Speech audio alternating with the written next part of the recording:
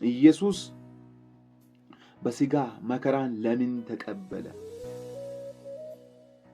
በዛ ፊለጅራም ተብሎ በሚታወቀው በሮማውያን ዘንድ ታዋቂ በሆነው በጣም ዘግናኝ ስቃይ በሚያስከትለው በዛ እየቦጫጨቀ እየቆራረጠ እነዚያ የተገጣጠሙበት በሹሩባዎች በቆዳ ተጠላልፈው የታሰሩ የናስ ኳሶች የሚመስሉ ድቡልቡል ብረቶች ክብደት ጨምረውበት እናም በሹሩባዎች የተጠመጠሙ የታሰሩ አጥንቶች የተሰባበሩ አጥንቶች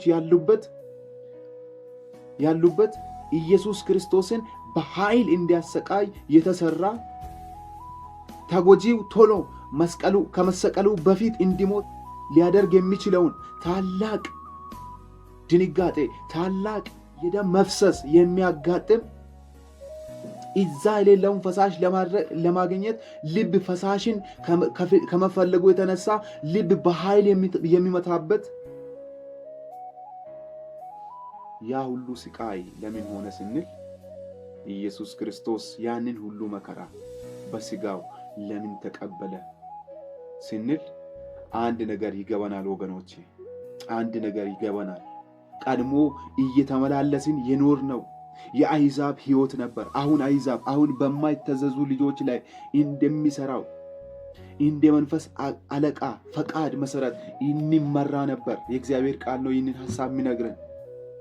ከዛ ሕይወት ለማውጣት እኛን ከአሕዛብ ምልልስ ከአሕዛብ ኑሮ ለማውጣት የአሕዛብን ፈቃድ ያደረጋችሁበት በመዳራትና በስጋዊ ምኞትም በስካርም በዘፈንም ያለ ልክም በመጠጣት ነውርም ባለበት በጣዖት ማምለክ የተመላለሳችሁበት ያለፈው ዘመን ይበቃልና።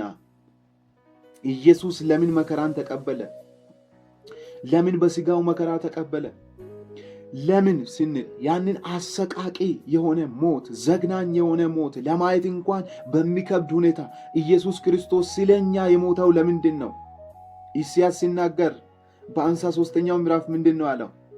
አይተን እንድንወድደው ዘንድ ደንግባት የለውም ነው ያለው። የተጠላ የህመም ሰው ነው ያለው። ህመሙ የተጠላ ያደርገዋል። ህመሙ ሰው ፊቱን እንዲያዞርበት ያደርገዋል። ህመሙ ዘግናኝ ከመሆኑ የተነሳ ለአይን ለማየት ያስጠላል።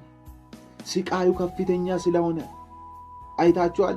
እንኳን በዛ ህመምና በዛ ስቃይ ውስጥ ያለው አካል ይቅርና የሚያየውም ይሰቃያል። የሚያየውም ፔኑ ምን ያክል ከፍተኛ እንደሆነ ስለሚገባው ፊቱን ያዞራል። በጣም ከፍተኛ አደጋ ነው ይላል። ከዛ ዘግናኝ ከመሆኑ የተነሳ ብዙዎች ምንድን ነው ያሉት? በትንቢቱ መሰረት እኛ ግን በእግዚአብሔር እንደተቀጣ እንደተቀሰፈ ቆጠርን ነው። ግን ኢየሱስ ለምን ሞተ? እርሱ ግን ስለ በደላችን ደቀቀ፣ ስለ ኃጢአታችን ቆሰለ። የኛን በደል የኛን መተላለፍ እግዚአብሔር በእርሱ ላይ አኖረው ይላል። ወገኖቼ ኢየሱስ ክርስቶስ መከራን ለኛ የተቀበለው የአሕዛብን ኑሮ እንዳንኖር ነው፣ እንዳንመላለስ ነው በዛ ሕይወት ስር። ምናልባት አንዳንዴ ልንደቅ እንችላለን።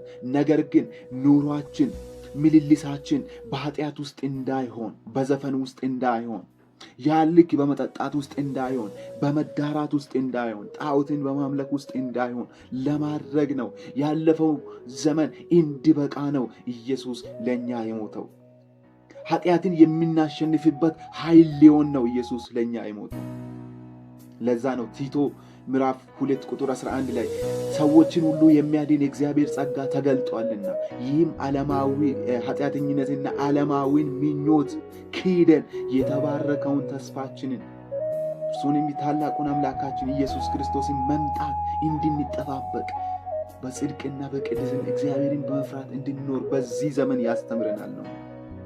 ወገኖች ክርስቶስ በስጋው መከራን የተቀበለው እኛ መከራ ውስጥ ሆነን እንዳንገኝ፣ እኛ በዚህ ክፉ በሆነው ምልልስ ውስጥ እንዳንኖር፣ በዚህ ክፉ በሆነው አኗኗር ውስጥ እንዳንኖር ሕይወታችንን አድራሻችንን ሊቀይር ስለፈለገ ነው። ሃሌሉያ። ስለዚህ በቀረልን ዘመን ባለን ሕይወት ፍላጎታችን፣ ፈቃዳችን፣ መሸታችን እግዚአብሔር እንድንኖርበት የፈለገውን ኑሮ እንድንኖር እንዳለብን ጴጥሮስ በመልእክቱ ያሳስበናል።